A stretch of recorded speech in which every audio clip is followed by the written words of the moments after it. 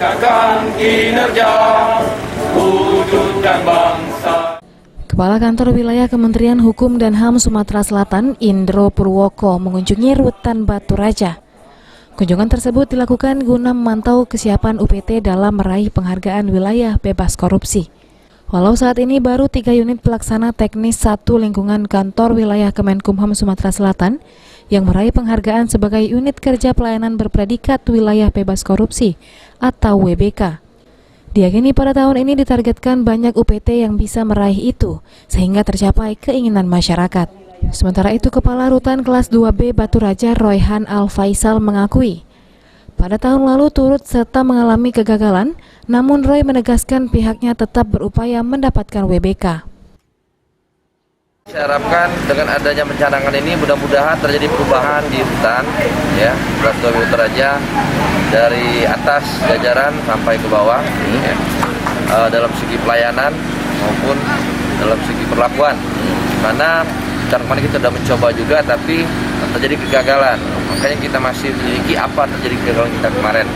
Itu bakal menjadi salah satu bahan acuan kita ke depan. Untuk tahun satuan kerja bisa mengoptimalkan kinerja untuk mendapatkan predikat WBK. Pasalnya program WBK dan WBBM merupakan keinginan masyarakat terkait pelayanan dan pemberantasan korupsi dan sebagainya. Di Sumsel, Lapas dan Rutan sudah ada berapa yang sudah mendapat predikat WBK? Di tahun 2019 ya. Satu di Lapas Muara Enim, 2 di Kanim Muara Enim, yang ketiga di LPKA di Palembang. Ya. Tahun 2020 ini maksudnya yang 3 ini proses untuk BBBM.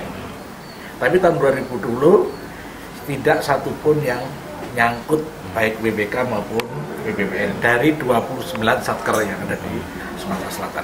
Apa yang harus diperbaiki, Pak? Yang harus diperbaiki, kita harus melihat kegagalan kemarin itu dari apa. Ya, ini pertama, harus kita evaluasi dulu. Sehingga kita perlu bisa perbaikan. Dan yang belum berproses sama sekali, tentu harus ada 2 komponen yang harus komponen konkret maupun hasil. Ini adalah untuk itu. Tapi juga ada komponen lain, bagaimana pelayanan pengaduan, bagaimana dengan peningkatan pelayanan publik, ya, itu yang. Saat ini hanya ada 3 yang dapat WBK di tahun 2019 lalu, yakni Lapas Muara Enim, Kantor Imigrasi Non-TPI Muara Enim, dan Kantor Lembaga Pembinaan Khusus Anak atau LPKA Kelas 1 Palembang. Sementara untuk tahun 2020, tidak ada satupun yang mendapatkan WBK ataupun WBBM dari 29 satker di Sumatera Selatan. Ari Pranika, PAL TV.